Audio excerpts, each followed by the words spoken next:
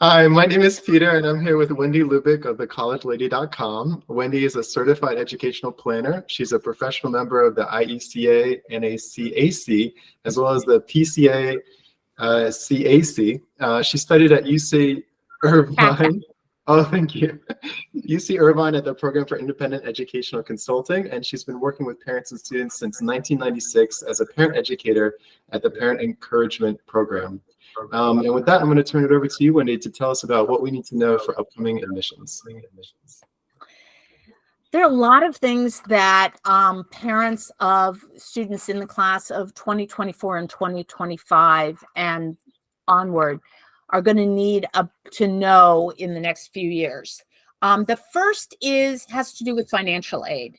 The FAFSA, which is the free application for federal student aid, is generally goes online October 1st. However, this year, because of FAFSA simplification, which has been delayed, it probably won't go online until December or possibly January. This is going to delay students' financial aid awards that are going to be coming from colleges, especially for students who are applying early decision. They will not know by December what amount of money that they're going to get. And also what's going to happen is a lot more colleges are going to be using something called the CSS profile, which has to do with the institutional funding priorities as opposed to the federal priorities.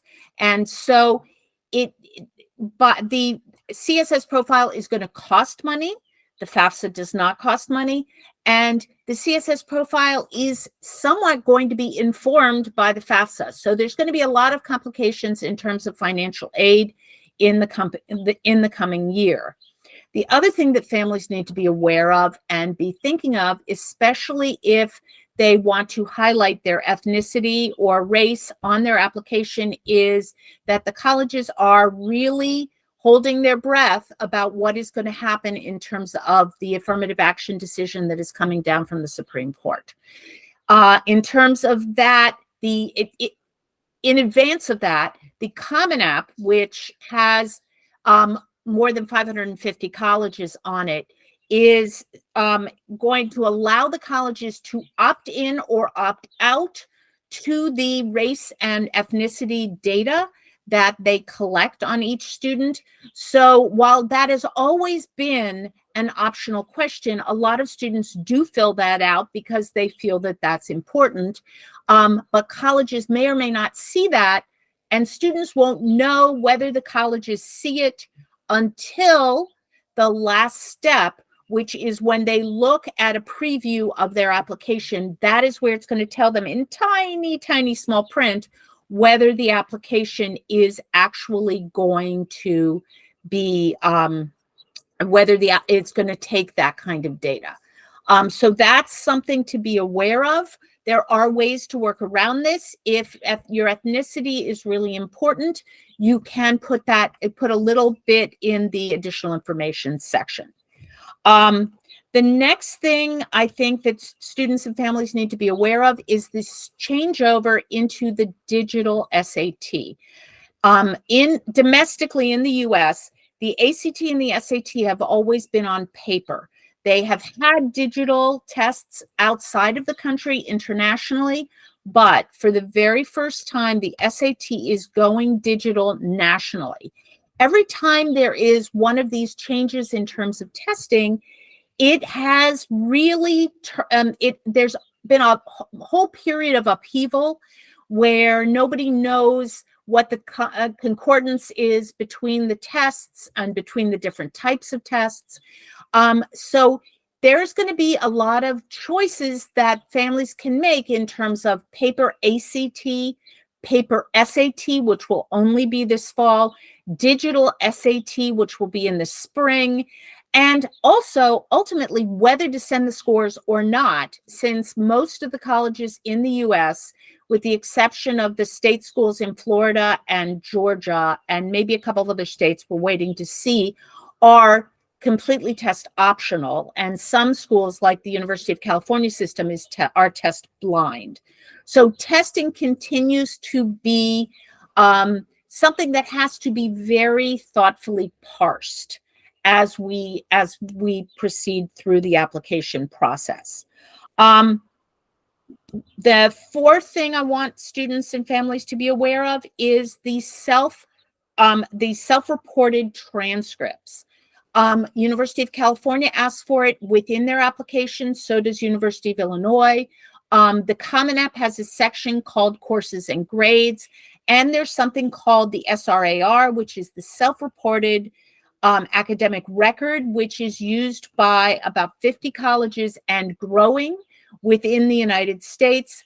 That is really a way to help the universities sort of parse the information on the transcript, but it puts the onus on the student to put in the information, put it in correctly, and get it in on time. Now, some of the colleges that require this SAR don't really tell you until after you've applied. So being on top of this and understanding that that can delay your application is really important. So for example, University of Pittsburgh, if you use the University of Pittsburgh application, that self-reported transcript is part of the application process. But if you use, for example, the Common App and apply to University of Pittsburgh or University of Delaware, you have to go on separately and fill out this self-reported transcript after you apply, and that can delay the application process for you.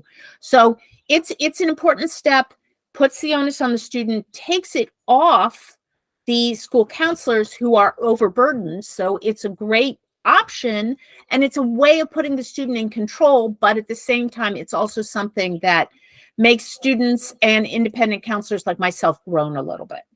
The final thing that families should be aware of is what's going on with AI. I'm sure you've heard of ChatGPT. It's everywhere in the news.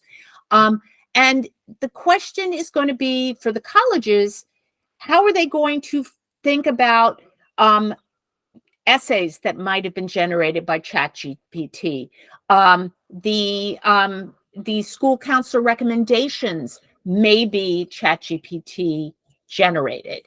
Are they going to put these things through a screen, which may not catch what may catch things that are authentic and may not catch things that are actually created by the computer? So it's really going to be important to focus on authenticity, originality, and being as personal as possible in all of this writing to make sure that the colleges are able to assess the authentic individual who is sending in that application.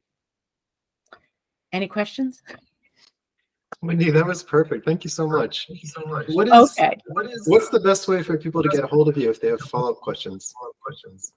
They can send me an email at Wendie, WENDIE, at thecollegelady.com. I have two partners. And we all field questions and are happy to help people out. I also am, as a member of IECA, I'm happy to refer to colleagues in all over the country for people to connect with. Oh, fantastic. Awesome. Well, thank you so much. All right. Nice speaking to you.